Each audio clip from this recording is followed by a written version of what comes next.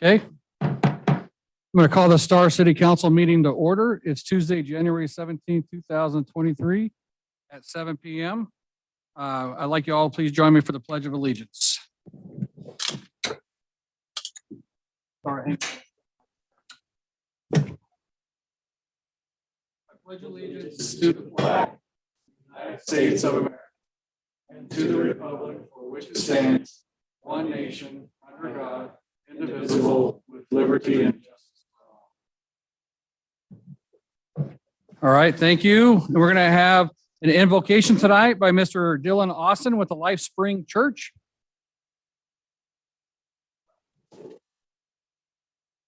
Thank you for having me tonight. Would you all join me in prayer? Lord Jesus, I just want to first come to you and say thank you for this evening.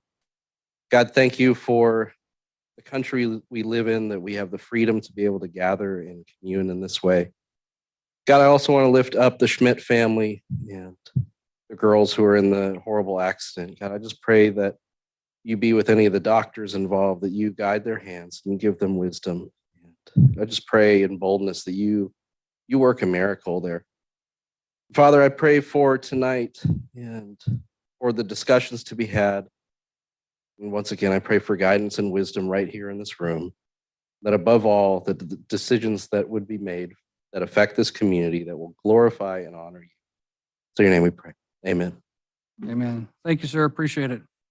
Okay, roll call. Hershey. Here. Wheelock. Here. Chadwick. Here. Nielsen. Present. And Salmonson is excused. Okay. And tonight we're going to start out with a presentation by Chief Hessing. I believe these are December's numbers.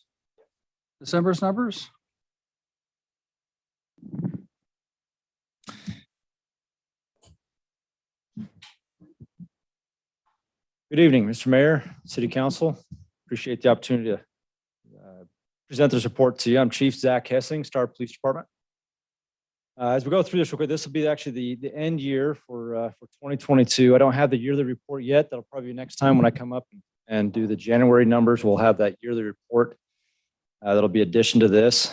This has been posted on the online. So if anybody's interested to go look at the numbers and see the crime trends and different things that are happening in Star, they're more than welcome. If they have any questions about it, they can always reach out and talk to me. But I'll quickly go through these numbers here. So total number of crimes for December was 25 in the city of Star.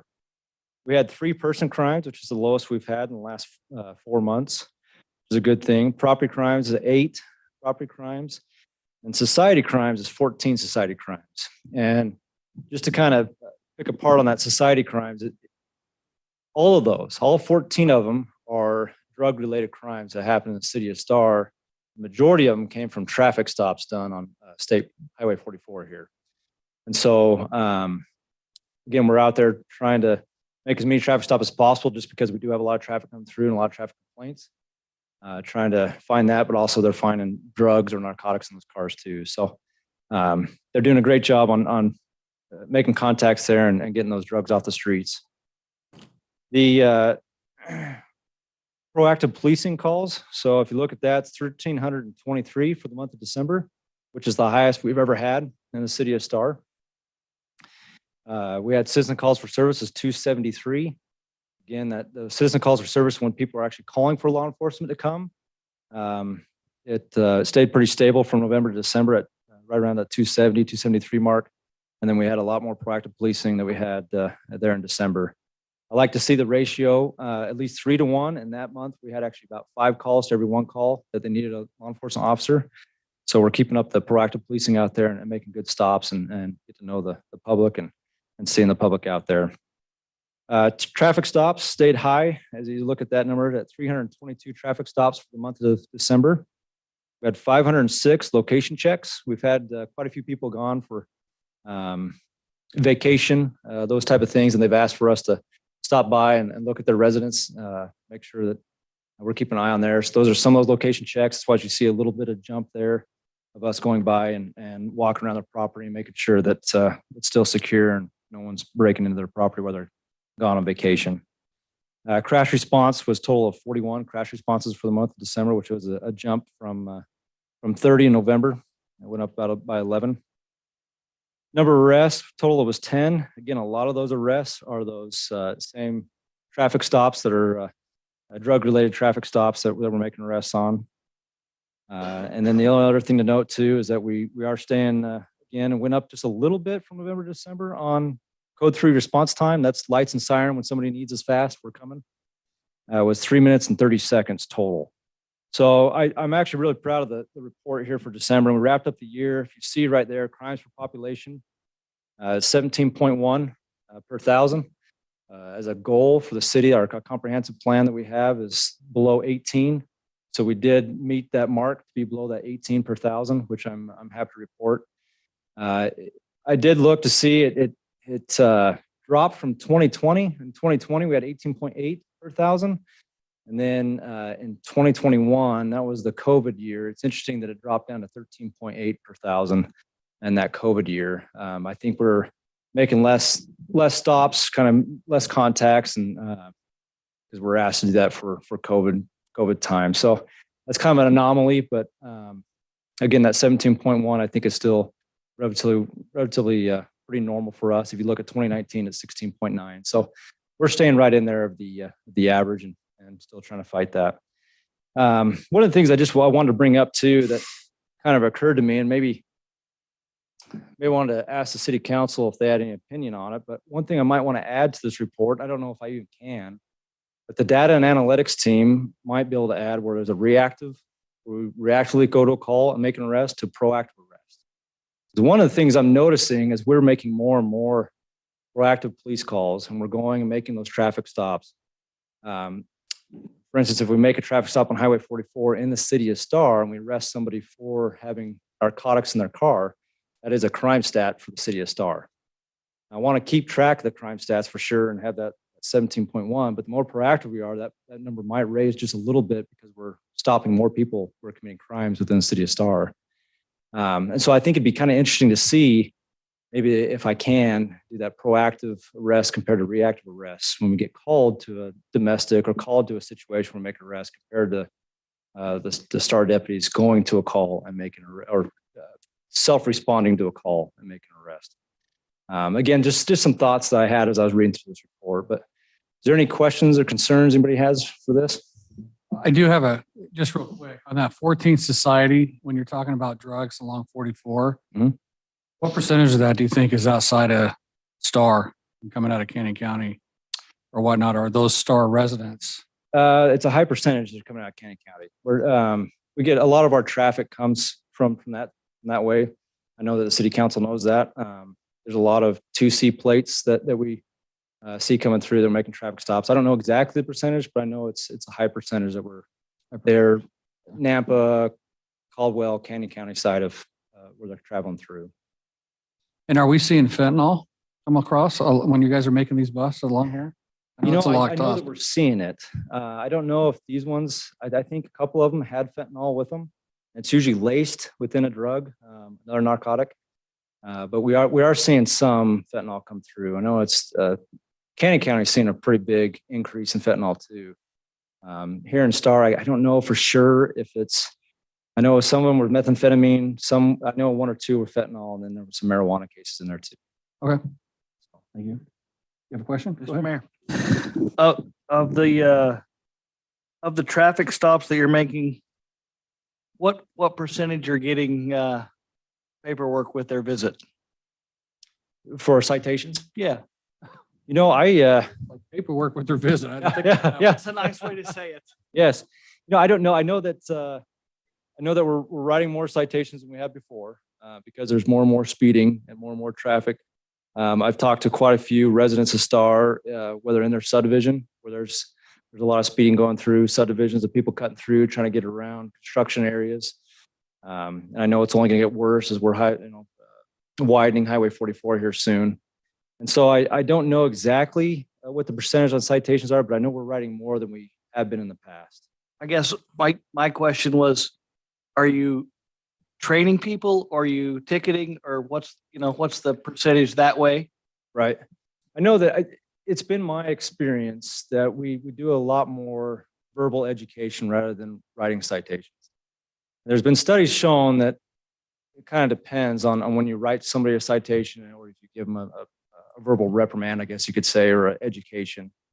A lot of speeding that we've seen, for instance, when I went out and made traffic stops a couple of weeks ago in a subdivision, that people were doing 27, 28, and a 20. I was pulling people over. Well, they thought it was 25. Now, could they be not telling me exactly the truth that they knew it was 20 and they were still speeding? Or was it legitimately they thought it was 25? I don't know. But we do a lot of education on our traffic stops. We like to talk to to quite a few, and I know that there's some of our deputies who much rather have a conversation of, hey, you got to knock it off rather than write that citation. But we also have one or two out here that I think they'd write their own mom a ticket if they pulled her over. So it kind of depends on the deputies. So yeah, That's awesome. Thank you. Yeah. All right. thank Any you. Appreciate your further- work. Yeah, any further questions, of Chief? Okay, thank you, sir. You're welcome. Appreciate it. And just so folks will know, our Star Police Department is moving from upstairs over next to the fire station. They're starting that move tomorrow. Bigger facility over here. So we have a public safety campus over where the fire station is located at. So we'll move on to item 5, the consent agenda. Entertain a motion to approve the consent agenda. Mr. Mayor, Councilman Hershey, make a motion that we approve the consent agenda with consisting of the following items. 5A, approval of the minutes from January 3rd. 5B, approval of claims provided and previously approved. 5C, findings and facts, First Interstate Bank conditional use permit. And 5D, findings of fact, Munger Creek subdivision. okay, we have a motion. Do we have a second? I'll second that. We have a motion by Councilman Hershey and a second by Councilman Wheelock. Any further discussion? Okay, hearing none, roll call. Hershey, Aye. Wheelock, Aye. Nielsen. Okay, that motion carries. We're gonna move on to item 6, but I'm gonna jump to item 6C. Just so our city engineer, Ryan Morgan, talked to this. His wife had surgery today, so he can get out of here and go be with his wife. So if you don't mind, Sean, pulling up that memo, and then I'll have Mr. Ryan Morgan come up here and just talk about our request for qualifications award for the CENI for the State Highway 44 project.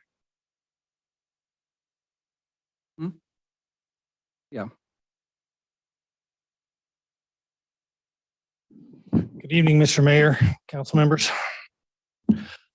So this is for the CENI, which stands for Construction, Engineering, and Inspection for the Highway 44 improvement it says from Bent Lane to Star Road, because the construction drawings do show work all the way out to Bent Lane. We received our statement of qualifications last Tuesday.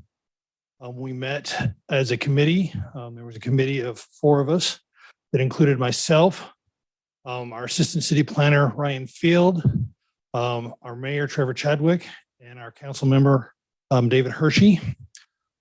Each of us evaluated and ranked these. We received 2 SOQs. We each ranked these SOQs separately before we met. And as we met, we found that all 4 of us had the same ranking. So as we went through this, it was actually pretty impressive how closely all of them ranked. You could tell that certain people looked at things a little bit differently, but overall, the spread between the 2 was consistent from member to member to member.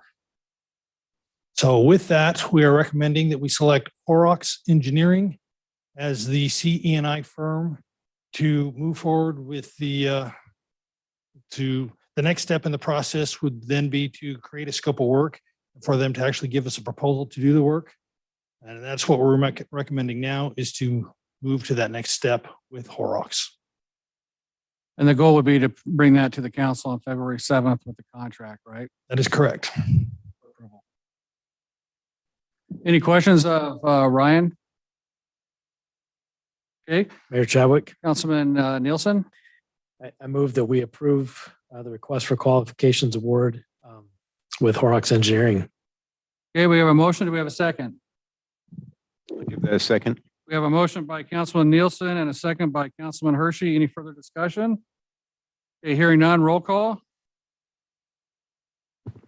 Hershey. Aye. Wheelock. Aye. Nielsen. Okay, that motion carries. So Ryan will work on. Forward. Yep, work on that. And thanks for coming in tonight All righty. after your wife had surgery. So Yeah.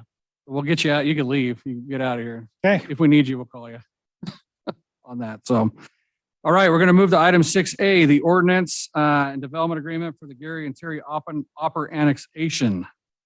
So we need to introduce and suspend the rules. Mayor Chadwick, Councilman Nielsen. I'd like to introduce ordinance 377-2023 and development agreement, Gary and Terry Opper annexation, and move that pursuant to Idaho Code, section 50-902, the rule requiring an ordinance to be read on 3 different days, with one reading to be in full, be dispensed with, and that ordinance number 377-2023 be considered after reading once by title only. Okay, we got a motion. Do we have a second? Second that. We have a motion and a second. Any further discussion? Hearing none, roll call. Hershey. Aye. Wheelock. Aye. Nielsen. Aye. Okay, the suspension of the rules is approved, so we'll move on to approving the ordinance. And just so folks that are new, this was a public hearing that took place a month or so ago. This is the final step in doing the annexation of the property is the ordinance. Mayor Chadwick, Councilman Nielsen. move that we approve ordinance number 377-2023, Opper annexation, and ordinance annexing to the city of Star certain real property located in the unincorporated area of Ada County, Idaho, more specifically located at 3130 North Canada Road in Star, Idaho.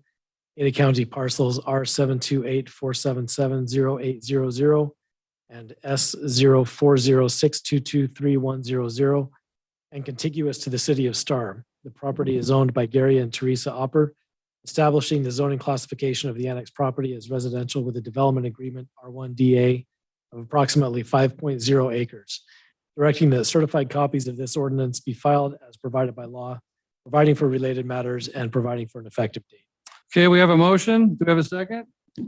I'll second. We have a motion by Councilman Nielsen and a second by Councilman Wheelock. Any further discussion? Hearing none, roll call. Hershey. Aye. Wheelock. Aye. Nielsen. Aye.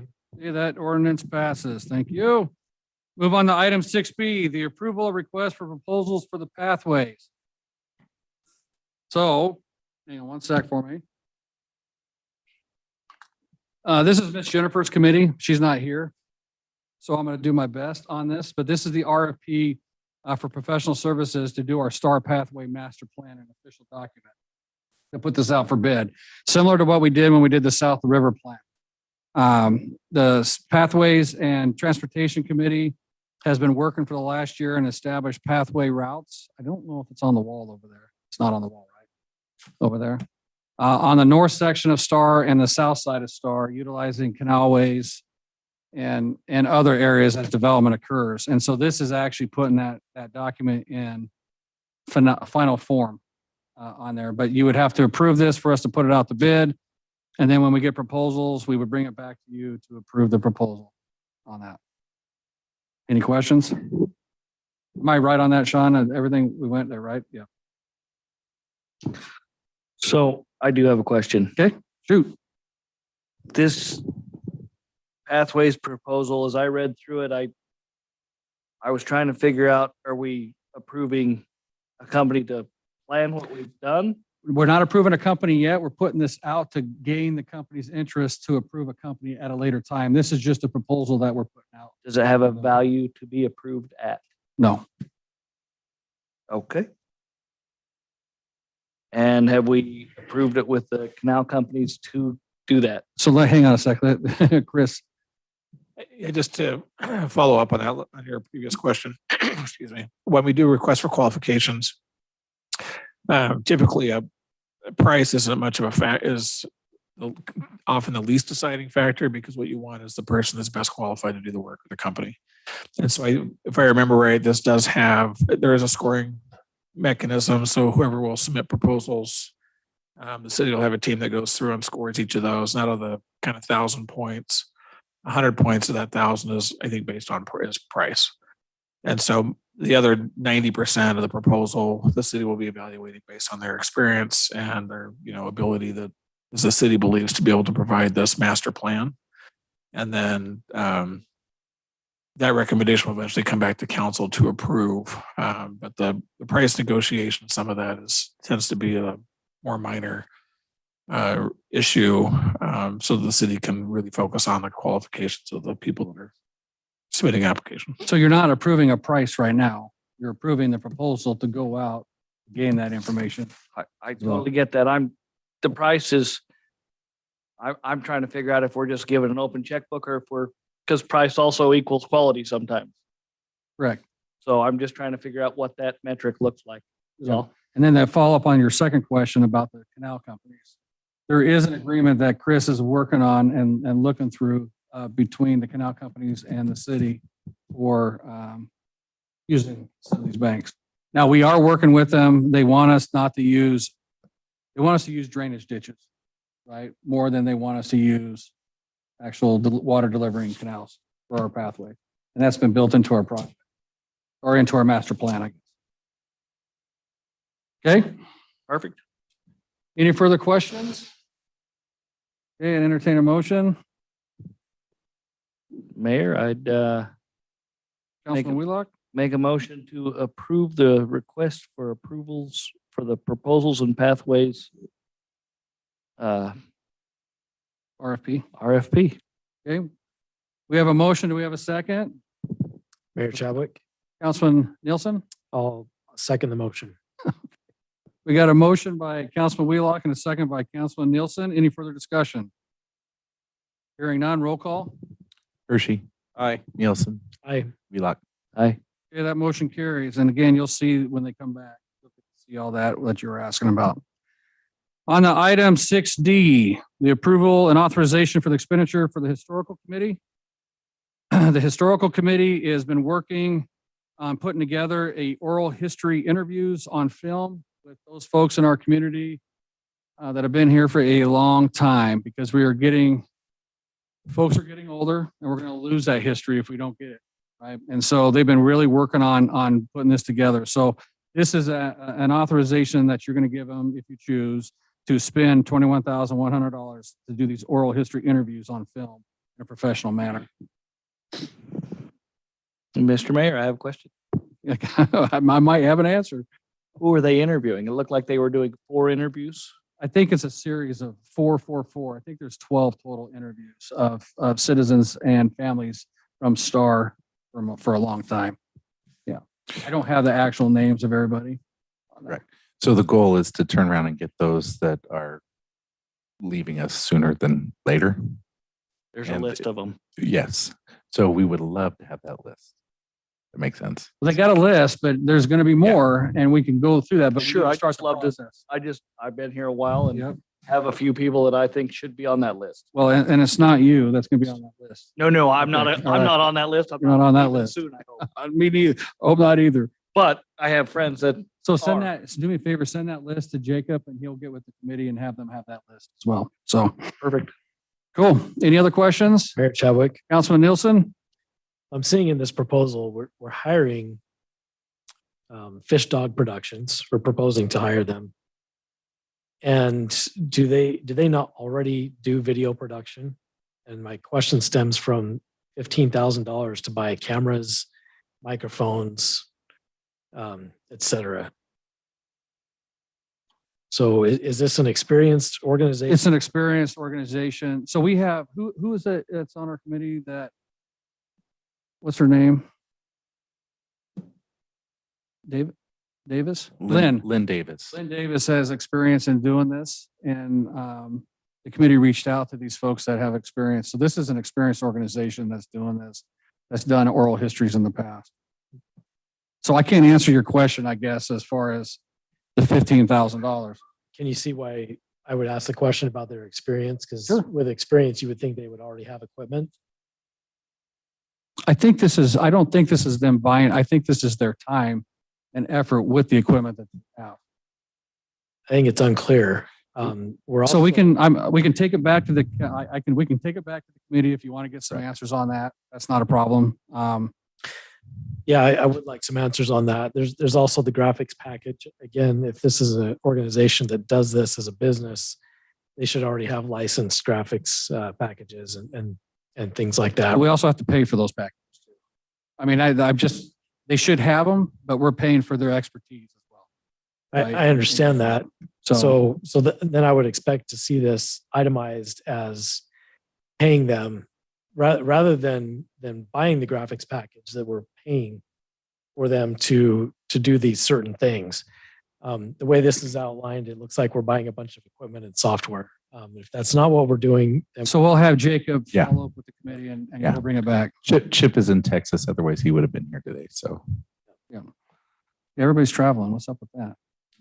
And I'd like to also add that I'm not in favor of us buying any equipment or software licensing for this. And so if that is the case, then perhaps we need to look for a different organization. So Jacob will talk to the committee about that for you. Okay. All right. So we're going to move on from item 6D and go to 6E until we get those answers for Councilman Nielsen. You got the next one up, Sean? Price is about right. Looks like to me too. That's okay though. I mean, but let's get the answers so everybody's clear on his questions and stuff. There's no harm in doing No, I'm just saying, I've seen these before. that. Sean, you got the next one up for me? Item 6E.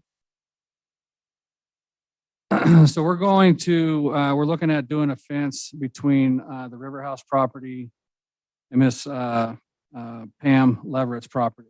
Since we put that River House in there, in our parking lot, we have lights and all that stuff shining right into her house all the time. And so this is to put a fence along that entire length of that property to segment the two, so she doesn't have the disturbances there. So if you guys are so inclined to approve, this would be, what is it, $19,000 to put the vinyl fencing up in a couple different sections. There's going to be some ranch style on the front and privacy towards the back where the house is. And Mayor Chadwick, Councilman Nielsen? is it anticipated that a 6-foot fence would block the light going into her property? Yes, it would. Yep. That was looked at by several fence manufacturers. Awesome. I'd like to move to approve and authorize the expenditure for the River House fence. Okay, we got a motion. We have a second. Second. We got a motion, a second. Any further discussion? Okay, hearing none, roll call. Councilman Wheelock seconded it. Councilman Nielsen motioned and Councilman Wheelock seconded. Okay, Councilman Hershey said hi. Hershey, Roll call. Hershey, Aye. Wheelock, Aye. Nielsen. Aye. Okay, that motion carries. Okay, that's the end of our agenda for tonight, and we just have some homework to do, Mr. Jacob, on 6D, so we can bring it back in front of the council. All right, and I'd just like to thank everybody for being here. If you're here, we were going to try to do a chicken ordinance tonight, if you were here for that. We had to do some fixes to that ordinance, correct, Ryan? So we're going to bring that back here in February, if you were here for that. So, hey, it is 7:28.